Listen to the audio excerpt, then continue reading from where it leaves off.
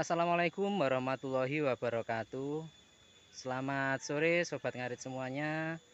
Di sini saya Danapati, sarjana ngarit yang akan terus berbagi informasi seputar dunia pertanian maupun dunia peternakan. Kali ini saya akan berbagi informasi terkait tanaman, khususnya dalam hal ini bisa rumput, rambanan atau yang lainnya, yang mana kondisinya pada saat musim penghujan seperti ini rawan sekali kandungan airnya tinggi, sehingga tidak menutup kemungkinan kedepannya bisa menyebabkan binatang ruminansia kita itu mengalami diare. Baik, saat ini di depan saya terlihat rumput yang masih sangat hijau. Ini ada berbagai macam jenis. Ada rumput teki yang seperti ini. Ini rumput teki. Kemudian ada rumput menjalar. Ini saya kurang tahu namanya apa. Barangkali ada yang tahu, nanti bisa ditulis di kolom komentar. Kemudian ada legetan. Legetan itu yang seperti ini. Ada juga dari jenis tek-tekan ya, yang kena air buahnya bisa meledak itu.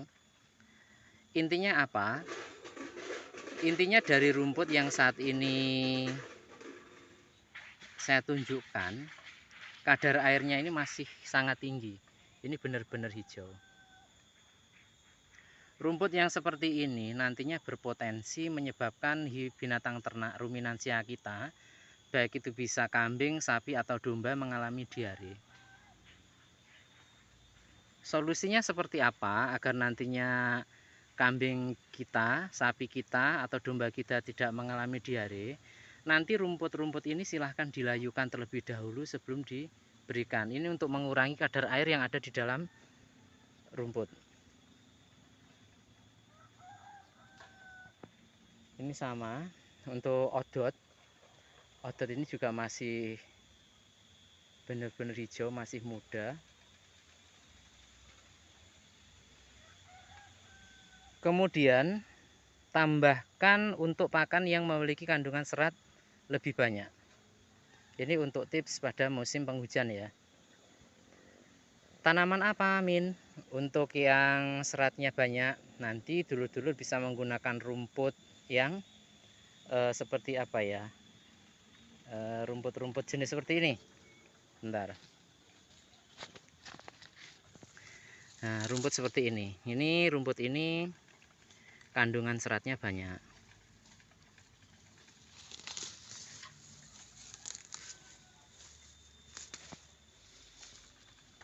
Terus kemudian kalau sudah terlanjur mengalami diare atau mencret ya bahasa Jawanya, nanti penanganannya ada dua.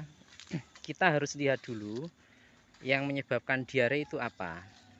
Pertama, apakah karena binatang ternak kita itu mengkonsumsi pakan yang kadar airnya terlalu tinggi, ataukah disebabkan oleh bakteri yang ada pada tanaman yang kita berikan.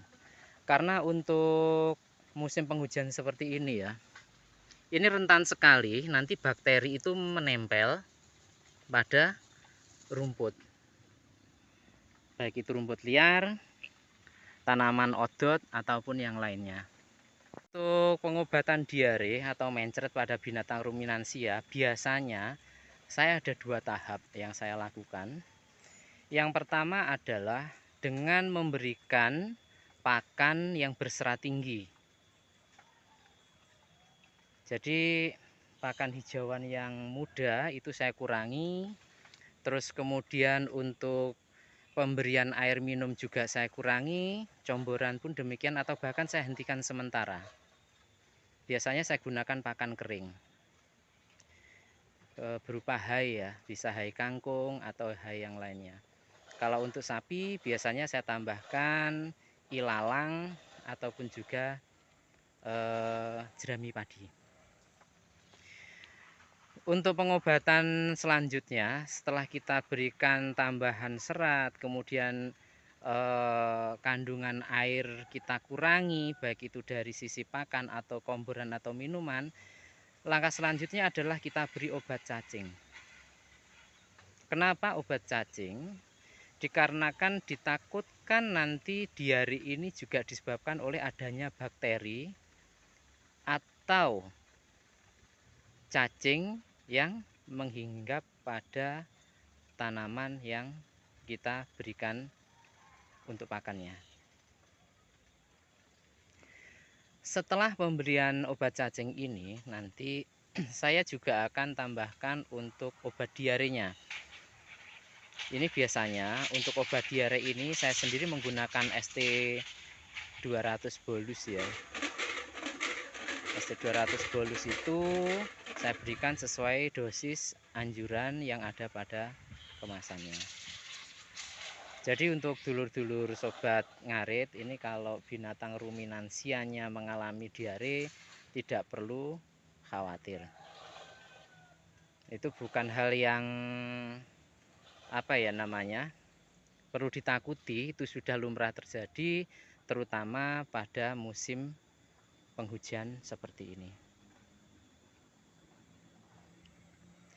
Kemudian selain itu dulur-dulur, pada musim penghujan ini acap kali binatang ternak kita mengalami demam.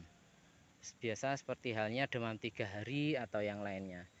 Saran saya nanti dulur-dulur, karena adanya perubahan cuaca, nanti mohon binatang ternaknya ini dicek. Cara pengecekannya seperti apa? Nanti pada saat panjenengan atau dulur-dulur ini memberi pakan ternak, silahkan diperhatikan gerak-geriknya seperti biasanya atau tidak, nafsu makannya berkurang atau tidak, seperti itu. Selain itu usahakan untuk memegang telinganya. Binatang ruminansia yang mengalami sakit, terlepas apakah itu diare, apakah itu demam 3 hari atau yang lainnya, salah satu ciri fisiknya adalah telinganya menjadi dingin.